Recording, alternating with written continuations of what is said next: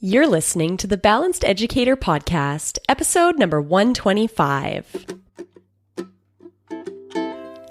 Welcome to the Balanced Educator. We're your hosts, Kaylee and Josiane from EduCalm. Our intention is to equip and empower you to feel more calm, balanced, and joyful in all aspects of your life.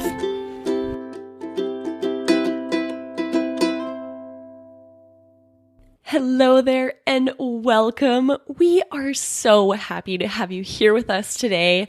For those of you that have been listening to the show for a while now, welcome back. It is such a joy to spend this time with you. And we really want to thank you so much for sharing about the show with your friends or colleagues that you think would get value from it too. Our numbers are growing. We have more and more people listening to the podcast and more people using the EduCalm classroom program to use social emotional learning and mindfulness to create a calm and focused learning atmosphere. So thank you for sharing about EduCalm, because this just means that we are able to impact more teachers, impact more students, and bring more calm and joy, hopefully, into the lives of both teachers and students and their families. So thank you for sharing. For those of you that are new here, thank you for being here. We're so excited that you're joining this community, and we hope that we can serve you and support you in whatever your goals are this school year and moving forward for both yourself personally and professionally. So this is great. All right, now in this episode, we are going to be talking about bringing more fun into the classroom. So if you have students in the classroom displaying problem behaviors, having more fun might be your solution. In this episode, we've invited behavior specialist Dr. Marcie Beigel onto the show to teach us how having more fun in the classroom, whether that's in person or online, can help students manage their behavior. For over 20 years, Dr. Marcie, our guest, has helped families and educators help kids with challenging behaviors. From the preschooler who won't sit still, to the tween who's defiant and disrespectful, to the teen who has ODD and ADHD, her realistic, action-based approach has resulted in less tantrums, less disruption, and less fighting. Dr. Marcie earned her doctorate from Teachers College at Columbia University. She's the best-selling author of Love Your Family Again and Love Your Classroom Again. She's based in New York City, where she connects with teachers on her Facebook group, Behavior and Beyond, What School Didn't Teach You, and with parents through her membership program, Parents Doing It All. For more information about her programs and professional development trainings, visit drmarcie.com. Now, before we dive into this awesome interview, we are so happy to share a new sponsor with you, Pockets Change. Pockets Change is building financial resilience through hip-hop pedagogy. If you aren't sure what that means, you have to listen to our episode 120 called Teaching Financial Wellbeing, where we interviewed one of the founders of Pockets Change, Andrea Ferrero, and she taught us that financial education is more than just numbers. It's actually a tool for self-care and social justice. Pockets Change provides workshops, curriculum, and professional development where students, parents, and educators develop an understanding of their personal relationship with money, and they learn new ways of thinking and talking about money. They develop the skills to take action and advocate for themselves and others. I've used their curriculum resources in my classroom, and I just loved how their lessons made talking and teaching about money feel really easy and kind of removed that stigma and awkwardness that kind of comes around talking about money. So the first activity I did with my students was called Find Your Money Personality, and I got it for free from the Pockets Change website. You can try it too and sign up for the Pockets Change monthly newsletter at pocketschange.com/personality. And we'll link to that in our show notes as well. So that's pocketschange.com/personality. All right, let's get into this interview. Hello there, Dr. Marcie. Thank you so much for coming on the show with us today. Thank you so much for having me. I am delighted to be here. We were so drawn to your energy and also the way that you teach. So we're really excited to share you with our audience today. Before we get started, can we just start off with who is Dr. Marcie and how did life lead you to where you are today? What a great question. And of course, so I am a behavior specialist, which means that I have spent over 20 years trying to understand how behavior works and how it moves so that I can help kids, which mostly means their parents and their teachers, understand what's going on so that we can have the most fabulous experience together, because kids learn when they're understood. And behavior is just a communication challenge. So that's been what I've been doing. And I think really I landed here because as a kid, I had learning challenges and I had teachers that didn't understand me, and really wanted to make sure that people understood this piece that somehow seems like a mystery, but shouldn't be. And if teachers were trained in how behavior worked, their classrooms would be so much different. So that's my mission, is to help the adults understand what and why the kids are doing what they're doing. I love that. I feel like as teachers, we aren't necessarily trained in university that much about behavior. It really becomes something that we have to kind of learn in the field. And usually that's on a case by case basis. You know, you get a behavior that looks like this, and then it's this puzzle of how to, support that child so that we can curb that behavior and kind of bring out the best in them. So I love that you're on this mission to sort of teach it beforehand and help teachers sort of make quicker progress forward. So one of the things that I am excited about that you like to talk about is how more fun can be the solution to behavior problems. So let's dive into that. Tell me, how did you figure this out, that more fun is the solution? Well, I mean, it really is, and we never think about that. But the truth is, behavior is a communication. So when kids need something, they act out because they don't know how to communicate it in any other way. It's not that they're a bad kid, because there are no bad kids. It's not because they hate you, because they don't really know you. They just don't know how else to get your attention, or how else to get out of doing something that's too hard for them, or how else to get to the bathroom because they really have to go. Like, they just don't know how to do it. So I realized that rather than punishing kids for bad behavior, we needed to teach them to do it differently, which means not only just teaching them, you get my attention by raising your hand as opposed to hitting the kid next to you, but it also means that you get my attention because you're doing an amazing job, and I'm just going to do a little happy dance for you. You get my attention because you've listened to me, and now I'm going to sit on the floor and play with you. And the more I did that, the faster behavior change happened, because it's about the relationship, because we're dealing with humans, big humans, little humans, humans of all sizes. But if we remember that, then we get to think about, well, what would make me happy? I don't want to hang around with somebody who's superior to me and yells at me all the time. I want to hang out with someone who compliments me, who teaches me how to do it better, and who has fun with me. So the more fun we have, the more our kids are willing to problem solve and figure it out and be on the same team with us. Yeah. So can you give me an example of how we could put this into action in a classroom? So let's kind of imagine here that we are in an elementary school classroom, and that there's a student that is showing behaviors that are kind of taking our attention away from the rest of the class, because it's a very an outward behavior, let's say. And as you said, just, punishing them isn't fixing the problem. So what could be steps that I as a teacher take to teach that child that, okay, acting out, hitting the neighbor, yelling really loudly in inappropriate times isn't the best way to get my attention? How do we start building that relationship and teaching them a better way? Yeah. So the great thing about behavior is that it comes in patterns, right? The kiddo who, shoves the child in the desk next to them, imagining that you're in school in person and that they can touch the child next to them, right? Like, let's assume that for a moment. The kiddo who does that every single day for a week, a month in a row. So it's happening, which means you can make a plan in advance. So rather than just being frustrated and correcting it once it happens, at the start of whatever that lesson is going to be, go, okay, I know that my kiddo Sam He's going to have a hard time. I know it.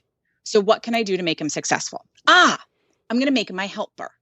I'm going to tell him that he needs to make sure that everyone else's eyes are on their paper. Or I'm going to ask him to go sharpen his pencil 3 times in the middle of class. Or I'm going to ask him to stand in the back of the room, then stand in the front of the room, then stand in the back of the room, because he's always wiggling around and he's got to move.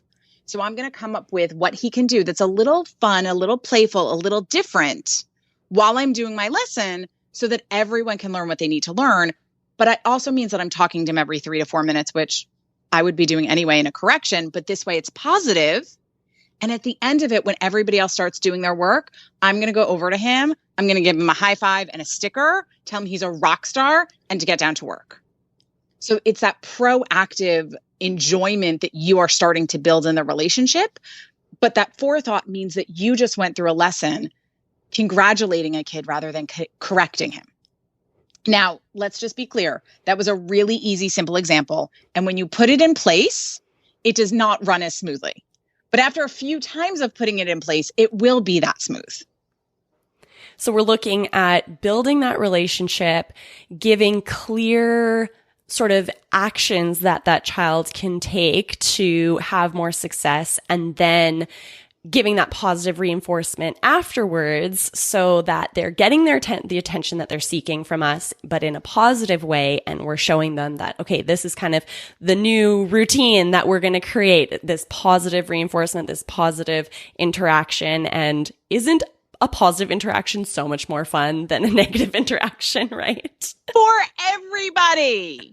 Part of what is so exhausting at the end of the day as a teacher is that you've just spent the day saying no and putting out fires and telling them to stop and managing everything instead of building skills. And this allows you to build skills. And as you said so beautifully in that recap, they were looking for your attention. They were getting it one way or another. So give it for doing good things. Give it for listening. Give it for being on the same page with you. And so often teachers will say, well, I don't have time to do that. There are too many other things happening. But if you stop and take a good look at what you're really doing, you'll see that you are already spending that energy tenfold. I'm just giving you a redirection of it.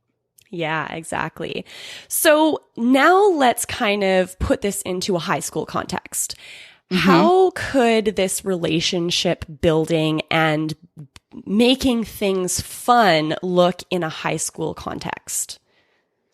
It's probably going to be more context-based for a high school student, right? Giving them some fun things to do and be like, you're doing great. They would walk out of your classroom.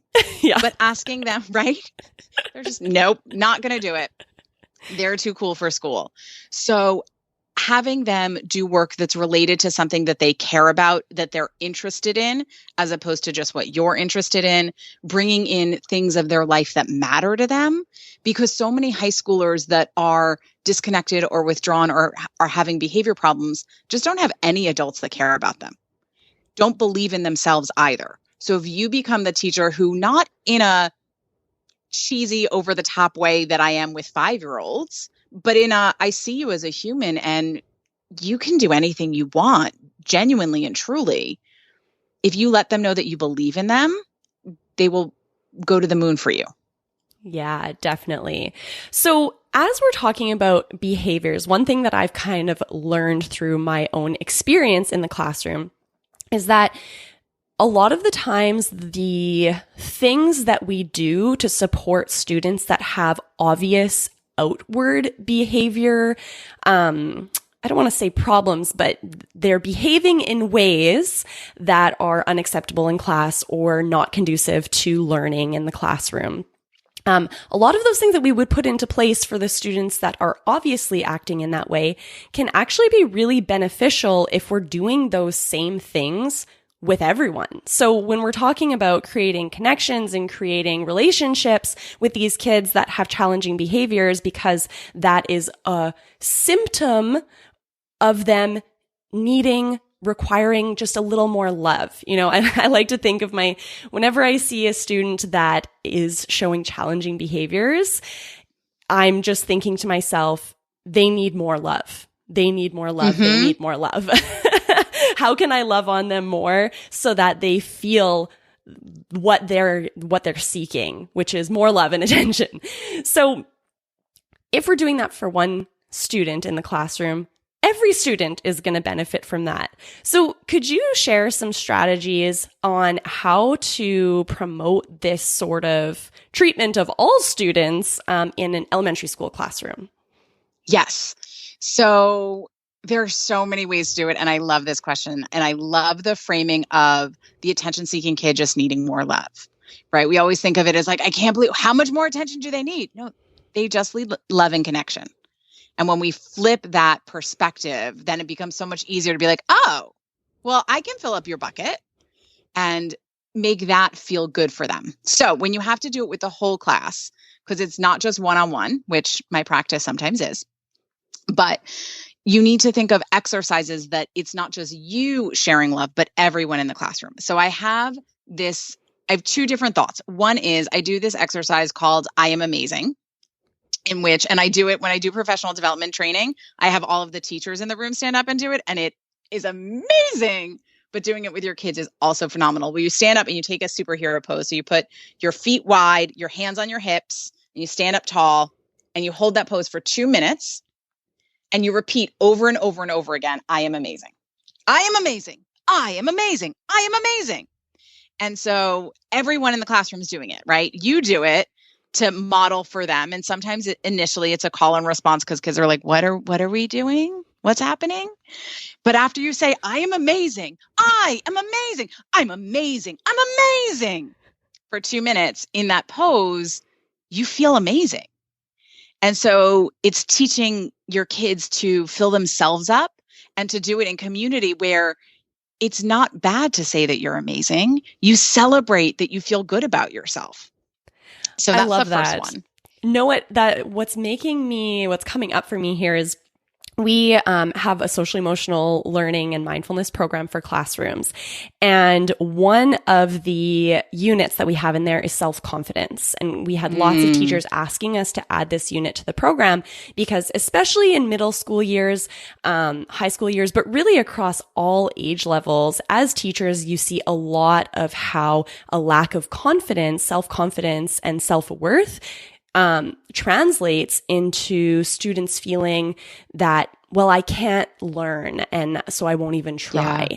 So in this unit, we have positive I am statements. And one of the practices is to talk about and to say, I'm perfect exactly as I am. Now, one year when I was teaching grade 6, it was so interesting. I played the audio from the program.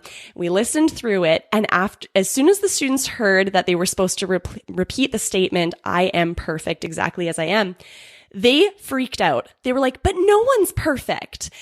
No one can be perfect. Right. And it was such an interesting discussion and an interesting thing to see how they felt that no matter how hard they tried, no one could be perfect. And then reframing that to what if we're already perfect exactly as we are and we do things not to try to be perfect, but just because it's fun.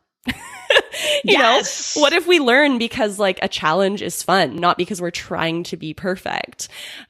So like doing an exercise like I am amazing, I can totally imagine students, especially I teach high school this year, grade 10, I can totally see them feeling really awkward at first and like not wanting to say I am amazing, but how awesome will that be after the 2 minutes when they finally joined in?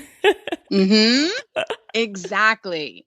And all that you just shared reminded me of kind of, we have this big conversation in our culture around everyone getting a trophy, and not everyone should get a trophy, or maybe everyone should get a trophy. And there's this back and forth about it.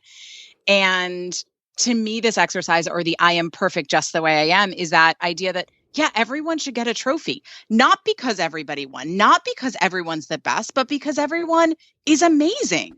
And we need more reminders that whether I made a goal or not, I'm amazing.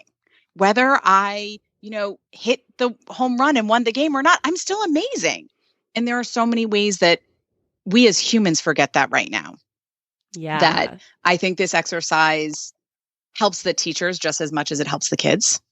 Oh, totally. Totally. Yeah. As teachers, especially this year in COVID times, you know, we are all constantly second guessing ourselves. There's no precedence for this. So whatever we're trying, it's a constant. Did I do enough? Am I doing it well enough? Am I doing it the right way? And I know for myself, who generally, it's not really in my personality to like judge myself a lot. This year, I've been dealing with a lot of negative self-talk, or not necessarily negative self-talk, but just not feeling like I'm doing enough, or I'm always kind of reevaluating everything I'm doing and overthinking it a lot. So yeah, I think teachers could definitely benefit from I am amazing. You know what? The listeners need to do this. Let's actually do it together right now. Should we just do it? I'm in. I'm Okay. totally in. My hands are on my hips. I am ready for this. Okay. Let me pull up a timer. Awesome. We need to do it all. You know, Let's do it. For those of you that are, if you're driving in your car, just sit up nice and straight with a tall spine. You don't have to have your hands on your hips. Keep your hands on the steering wheel. For those of you that are listening in your kitchen while you're cooking, just pause and stand with your feet firmly on the ground, hands on hips. Whatever you're doing, just tall spine, feeling confident, wide in the chest. Let's do this. All right, ready? And start. I am amazing. I'm amazing. I'm amazing. I am amazing. I'm amazing. I'm amazing. I'm amazing. I'm amazing. I am amazing. I'm amazing. I'm amazing. I'm amazing. I'm amazing. Amazing. I'm amazing. I'm amazing. I am amazing. I'm amazing. I'm amazing. I'm amazing. Amazing, amazing, amazing. I'm amazing. Amazing, amazing, amazing. I'm amazing. Amazing. I'm amazing. I'm amazing. I am amazing. I'm amazing. I'm amazing. I am amazing. I'm amazing. I'm amazing. I'm amazing. I am amazing. I'm amazing. I'm amazing. I am amazing. I'm amazing. I'm amazing. I'm amazing. I'm amazing. I am amazing. You are amazing. You're amazing too. I am amazing. I'm amazing. I am amazing. We are amazing. We are amazing. We are. We're amazing. We are amazing. I am amazing. You are amazing. We are amazing. Yes. I am amazing.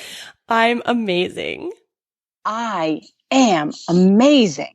I am amazing. I'm amazing. I'm amazing. amazing. I'm amazing. I'm amazing. I'm amazing. I'm amazing. I'm amazing. You're amazing. You're amazing. We're amazing. We are Last amazing. one. We are amazing. We are amazing. We did it. Woo! That was fun. Right? That just got my energy flowing. I hope that listeners, you were doing this along with us, or at least listening to us and feeling the amazing vibes. Yes, I agree. So that felt fun, and then also challenging, and then fun again, and then kind of challenging, and it felt really short, but also really long. That was a very interesting exercise. I liked that. And I love how it changes. Yes. Right? I don't know that I've ever done a We Are Amazing, but I've also never been on a one-on-one call doing it. So it's really fun. And you hit a point where you're like, this has been 5 minutes. Like, this is not why are we still doing this? What is going on? No, that was only 2 minutes. And the like sparkliness that I always feel after doing that is powerful. Yeah. I love the idea of starting class that way. That would be so fun. Yeah. So, okay. In the classroom, infusing fun into the day is going to help to curb those behaviors. I love the idea of starting class with something fun like this exercise. I could see myself doing this in an elementary school classroom and for sure in a high school classroom as well. Any other suggestions of how to infuse more fun into the classroom? Yes. So, the other version of this kind of exercise for me, where you're building people up and having your students realize how great they are, is an adaptation of an exercise that I call I Love You Because, that I do with families. But I think sometimes it's a little weird to have your students say I love you because to each other. So if you are in a school where that feels good, go for it. Otherwise, I usually do a you are great because. And having all of the kids go around, and I usually do it in a circle so that you say it to the person to the left of you or to the right of you, but this way no one gets left out and no one gets called on last. We go in a particular order, and they have to say a reason why the person next to them is great or amazing or fantastic, whatever word you choose that feels like your particular culture, use it. But it is this beautiful exercise of it forces you to come up with good in anyone, in everyone, which can be a challenge, but is always there. It also teaches kids to accept and receive a compliment with grace, because so many of us, we get a compliment, we're like, oh yeah, okay, whatever. Anyway, no, but to actually say, oh, thank you. And the things that kids will come up with for each other are phenomenal. And so there's no wrong and there's no right. And it can be because I like your hair. Like, you're great because you have curly hair. Okay. Like, that's valid. Or it could be you're great because yesterday when I was really sad, you came and gave me a hug, right? Whatever it is going to work, but it's fun and it brings depth in and some of that resilience that we all really need. And it also provides a place where our kids really need to be brave and say what they think about each other in this beautiful way of compliments, as opposed to some of the negativity that sometimes goes around. Yeah, I love that.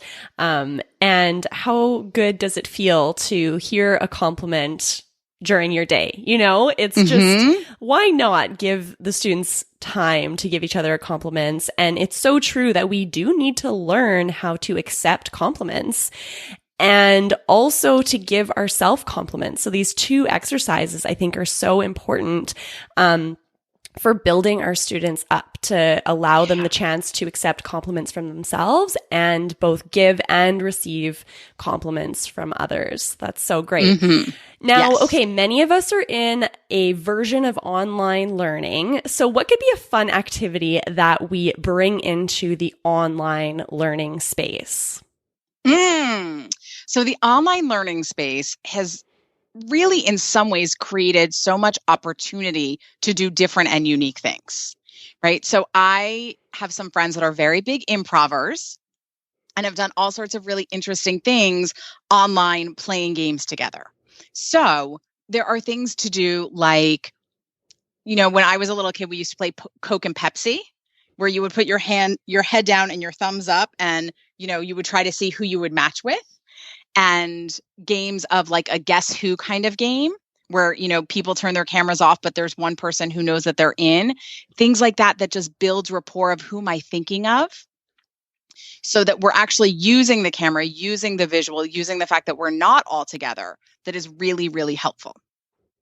Now, if you have high schoolers and they don't all want their cameras on at all, then we have to come up with ways of doing that through the chat, as long as they're willing to chat. And so asking everyone a question, having them type in an answer, but not hit send until you do it all at once. And then it kind of creates a waterfall of answers. Oh, that's fun. Yeah. So it's like little fun things that if you're, you know, say a math teacher, have everyone type in their answer to the problem, but don't hit enter until everyone has their answers in, and then you hit enter and it cascades. So you can see, oh, they all got the same answer, or no one got the same answer. What are we doing here? Yeah. But it allows you some space to just create some visual things within your content. That's awesome. So I love the idea, in especially kind of during these times, it's so easy to get really serious right now with COVID and kind of the challenges that we're all facing, whether that's in classroom learning or online learning. And I know as a teacher myself, I can sometimes get to the point that I'm just, so focused on, okay, we need to get through this unit. We need to, get through the material. I love the idea of taking a step back and just thinking of how can I make this more fun? Because if we're all having fun, our brain is turned on and ready for learning. And if it's too heavy, could be creating the stress response in our students or in ourselves and really not setting the brain up for optimal learning. So infusing fun is such a great way to get the brain and body ready to learn. Well, and there's a statistic, and I can't pull up exactly where it's from right now, but I can get it for you if you want to put it in the comments of it takes you 30 to 40 repetitions of information to learn something when you learn it through play. It takes 300 to 400 repetitions if you learn it static. Wow. Yeah. Like exponentially harder to learn when you're stressed out, when you're overwhelmed, when you're just in that kind of I have to learn mode, as opposed to when you're having fun. Yeah, that's awesome. Maybe that's why I remember so much from kindergarten. I remember like all the songs we used to sing. I remember the stations. Like I am not the type of person that has a strong memory. I don't remember many things from my past, but man, do I have a lot of memories of kindergarten. It was fun. You had such a good time there.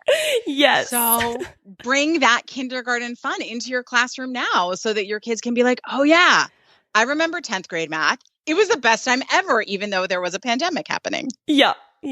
I love that. This is so great. So now you have great resources for teachers.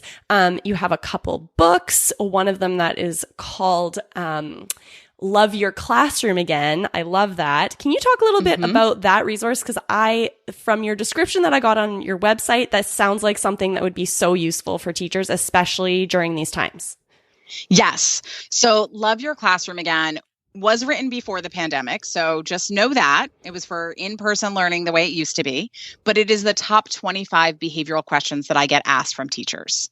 And it is all short and sweet chapters. They're 3 to 5 pages, so you can read it in a clip. And it is the scenario, why it's happening, and then the solution. So that you can almost use it like a cookbook of the kid who just won't sit still. Wait, where's that chapter? Let me go grab it. The kid who's always hitting. Wait, where's that chapter? Let me go grab it. Or you can read it through and kind of I wove in some of the behavioral concepts and principles so that you can really start to learn and understand behavior when you have time to do that. But until then, you can just pick the chapter you need and put those tools in place right away. That is exactly what teachers need, just short, to the point, no fluff. I love it. That is perfect. Well, thank you so much for sharing your awesome energy and ideas for bringing more fun into the classroom, whether that is in person or online, whatever that looks like. For those listeners that want to learn more from you, what's the best way for them to get in touch with you or find out more about you? The best place to find out more about me and get in touch is my website, which is drmarcie.com, drmarcie.com. But I also have a Facebook group for teachers that's Behavior and Beyond for Teachers, What School's Not Teaching You. And I'm live there every Tuesday night with tips and strategies, mostly for teachers themselves right now, because you guys are doing so much that whatever resources I can provide to help you is really what I'm in for. But I would be delighted to help you in any way I can. Awesome. Thank you so much. We will link all of that in the show notes. So for our listeners that are used to going to educalm.com/TBE, as in the Balanced Educator, this is episode 125. So it'll be educalm.com/TBE 125. Although on most apps now, you can actually just go right into the description from the app and click on the links from there. So whatever is easier. Awesome. Thank you so much, Dr. Marcie. Thank you so much. It has been so much fun. All right. What a great interview. I literally wrote down on a sticky note how can this be more fun? And I put it into my agenda where I'm going to see it as I'm planning my week with my students. I'm going to ask myself the question, how can I make this more fun for everything that I plan? Whether that be something small that I infuse before the lesson, during the lesson, after the lesson, or the lesson itself. How can we make it more fun? That is my goal moving forward.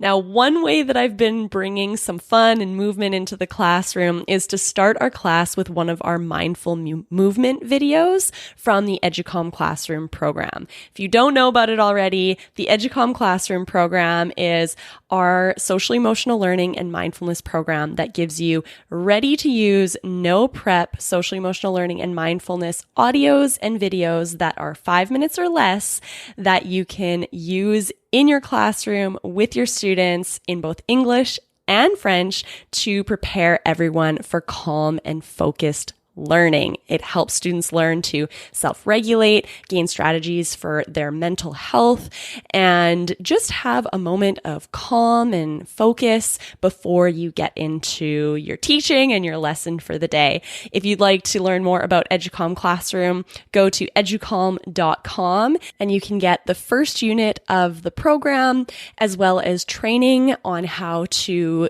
use this program in your classroom with success for free by signing up for the free trial. And the free trial never expires, so you have access to this free resource forever.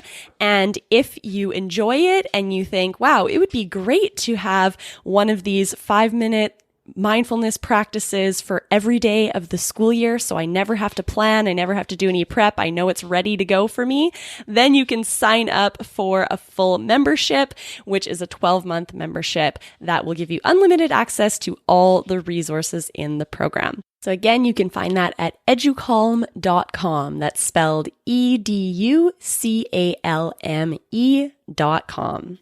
All right. Thank you so much for sharing this time with us today. We appreciate you so much. And if you found this episode useful, helpful, please share it with a colleague or a friend that you think would get value from it too. Thank you and have a wonderful week.